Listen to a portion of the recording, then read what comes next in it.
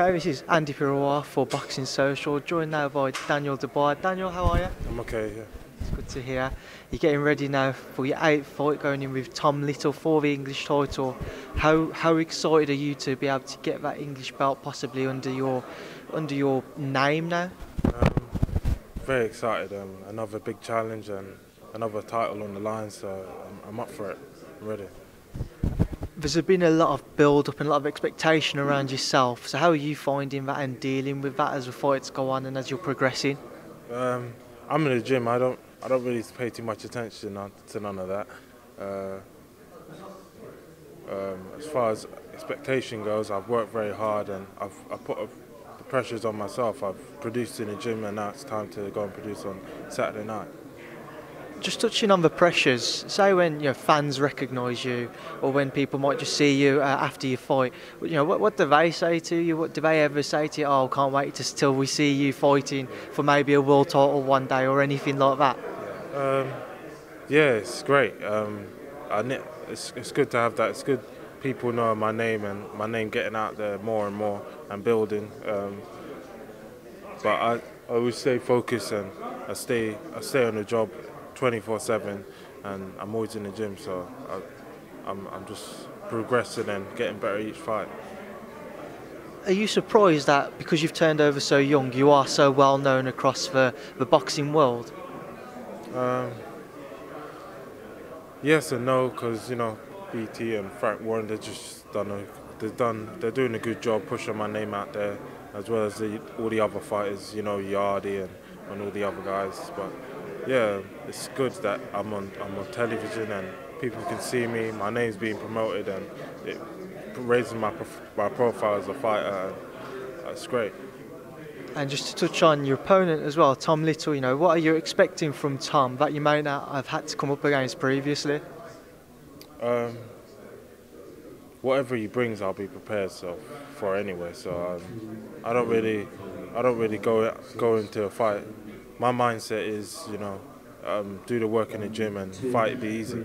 So I've worked hard, and whatever he brings, I'll be ready for it.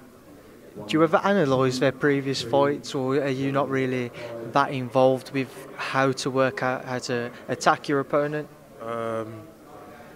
Yes, a little bit. Just I take up what my team says to me, my dad, my coach Martin, and whatever they tell me about the guy. I try and use it, and see what I can do. But I think I'm at this level. I'll be ready either way. So you pick up the English belt on Saturday. What do you look at beyond that? What do you do as a year goes on, whilst also managing expectations around your own career? Well, my management, my promoter, they sit down, they discuss what they think is the next best possible route for me, and I'll go with that. I don't really have too much say in the matter, but whatever they suggest, I'm ready to fight. I'm in the gym 24/7, so I'm always ready. Yeah, you're looking pretty ready now, Daniel. You're looking good. Do you feel sharp? You feeling good? Yeah, I feel ready. I feel good. I'm but before my fights, all my fights as amateur and pro, I feel good. So yeah. And also, we've also recently just seen Nathan Gorman, the name that's been mentioned for yourself, Big Sexy as he's known, Sean Turner. What did you make of Nathan's performance? Nathan did what he had to do, got rid of what was in front of him. Sean Turner, just he just did what he had to do, got rid of Sean, and he moves on with his career. So yeah. It's a fight that's been talked about, yourself and Nathan. More anticipation surrounding it now because of the past result for Nathan, and obviously knowing you're going in for the English title. When do you think we will see you two get into the ring and finally get it on? Whatever my management team they decide, and well, if the fight's right, if everything's right behind the titles and what's the next, if it's the next best possible route, then we'll go for it. So say if after Saturday, Frank and your team sit down and they say, right, this is now Nathan, Daniel, get him a ring. Would you be happy to take it in your next fight, or is it something that you'd rather wait a little while till you both clash? I'd take it, but it's for them. My management, my manager, and my promoter. Whatever they see is the best possible route. We'll see. Right now, it's talk. Talk doesn't really mean nothing. It's what's signed on the paper, on the dotted line, and what else goes on behind the scenes. So we'll see.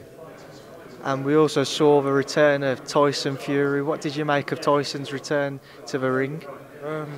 Yeah, he, he's his first fight back, and we'll see.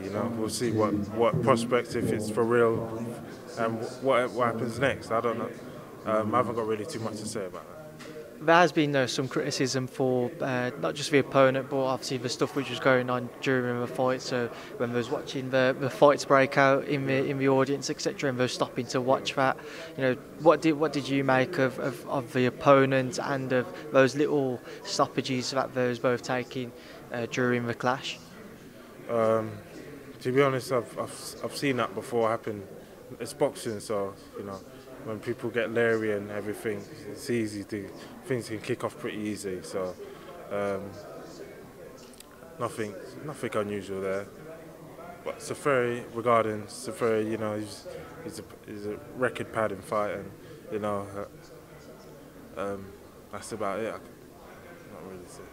So if someone was to start fighting whilst you was at a fight and you was ringside watching, are you one of them who would whip out your phone and start recording it then? No way.